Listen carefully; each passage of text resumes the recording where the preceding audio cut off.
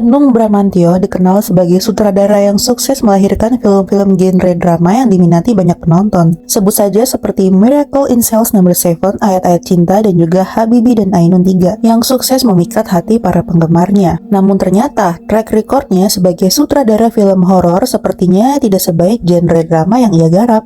Film horor Rinil Kembalikan Tubuhku menjadi film yang ditunggu-tunggu oleh penggemar Mas Hanung. Karena setelah 16 tahun lamanya, Mas Hanung akhirnya kembali menggarap genre horor. Setelah tayangnya film tersebut, banyak sekali penonton yang nampaknya kecewa dan gak terpuaskan sama alur cerita yang dibawakan. Hai Sourcer, selamat datang di channel Click Source dan kita berada di segmen LMD Let's Movie Discussion. Di segmen kali ini, Min Source mau review jujur film Rinil Kembalikan Tubuhku yang baru aja tayang 4 Januari 2024 kemarin. Sebelum itu, Min Source mau ingatkan dulu kalau review ini mengandung beberapa spoiler. Jadi buat Sourcers yang nggak mau kena spoiler setitik pun bisa menyaksikan filmnya dahulu di bioskop ya. Min Source juga mau ingatkan kalau review ini bisa bersifat subjektif karena selera horor yang berbeda dari setiap orang. Buat sourcers yang punya pendapat berbeda, boleh nih sharing aja di kolom komen ya. Tanpa berlama-lama lagi, kita langsung reviewnya.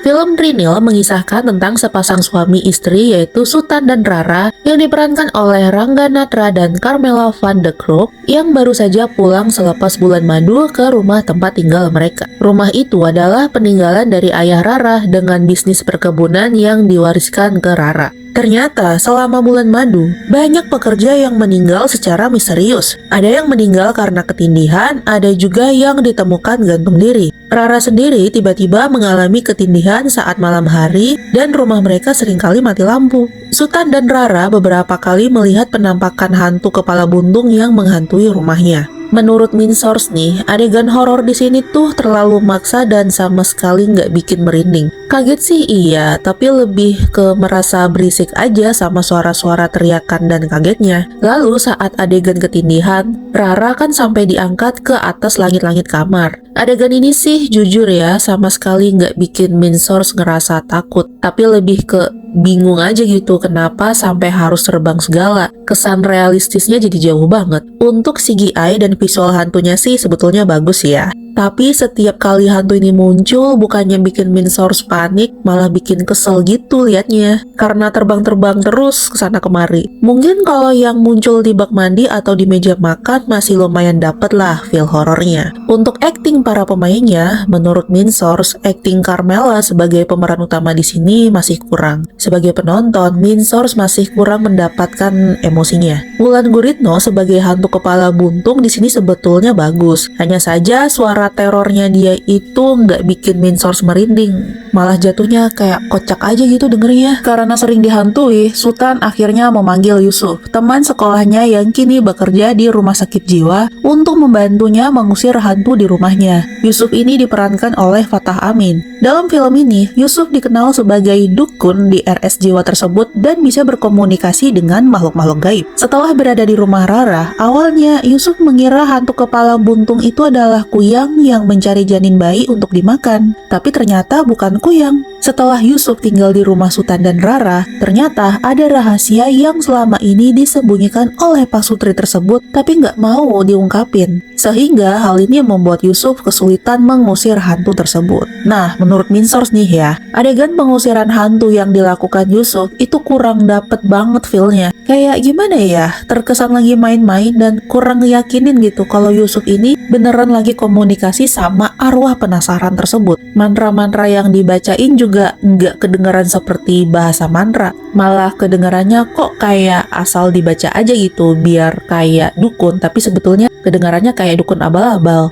Tapi sekali lagi, ini pendapat Min Source pribadi ya. Saat pertengahan cerita, terungkaplah sebuah misteri kalau ternyata Rara punya nama panggilan lain yaitu Trinil. Dan Rara membunuh ibu kandungnya sendiri yang bernama Rahayu dengan cara memenggal kepalanya. Gara-gara Rahayu itu mau membunuh ayahnya Rara, suaminya dia sendiri, agar Rahayu bisa menguasai harta warisannya. Ternyata, untuk bisa menghentikan teror hantu kepala buntung itu, kepala dan tubuh Rahayu yang disembunyikan ini harus disatukan jasadnya. Nah, ini nih yang membuat Min Source gregetan banget pas nontonnya. Ketika Yusuf sudah mengetahui rahasia Sultan dan Rara yang membunuh Rahayu, Yusuf baru aja mau menghentikan teror tersebut, tapi dia tiba-tiba dibunuh oleh Sultan dan dipenggal kepalanya. Yang menurut Min Source ya, motif pembunuhan ini tuh kayak nggak jelas banget. Kalau ternyata pada akhirnya Sultan bisa menyatukan kepala dan tubuh Rahayu yang disembunyikan selama ini, kenapa dia harus ngebunuh Yusuf, temannya sendiri? Padahal kan dia sendiri yang minta tolong Yusuf buat bantuin menghentikan teror. Coba deh buat sourcers yang udah nonton juga, menurut kalian gimana?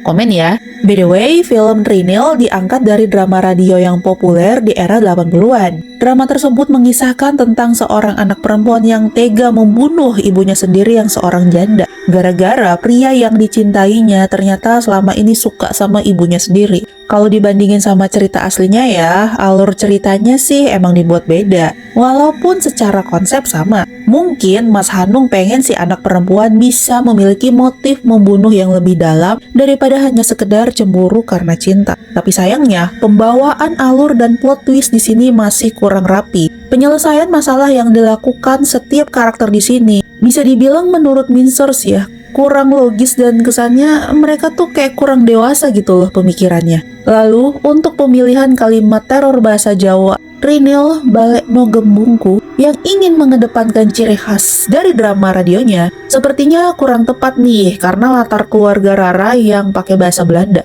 Rahayu sendiri mungkin dia adalah orang Jawa, tapi semasa hidupnya kan dia nggak pernah ya ada adegan Rahayu ngomong ke anaknya pakai bahasa Jawa. Jadi menurut Min Source ya, seharusnya kalau ingin mengedepankan ciri khas kalimat tersebut, seenggaknya harus ada latar yang memperlihatkan suasana Jawanya atau dialog-dialog yang menggunakan bahasa Jawa. Jadinya aneh aja gitu pas udah jadi hantu kok baru ngomong pakai bahasa Jawa. Kesan hantunya jadi kurang banget gak sih? Oke, untuk keseluruhannya, Min Source mau kasih rate film ini 5/10. Min Source harap ke depannya film-film horor di Indonesia bisa lebih berkembang lagi dari segi alur cerita dan motif setiap karakternya. Nggak hanya ningkatin adegan-adegan jumpscare aja yang kesannya jadi maksa. Nah itulah tadi review jujur dari Min Source tentang film Trinil Kembalikan Tubuhku. Mungkin sourcers di sini ada yang memiliki pendapat yang berbeda, boleh silakan komen aja ya. Jangan lupa subscribe channel Click Source untuk menikmati konten-konten kami yang lainnya. Follow juga sosial media kami supaya nggak ketinggalan update-update berita terkini dan juga mendapatkan konten fresh setiap harinya. See you!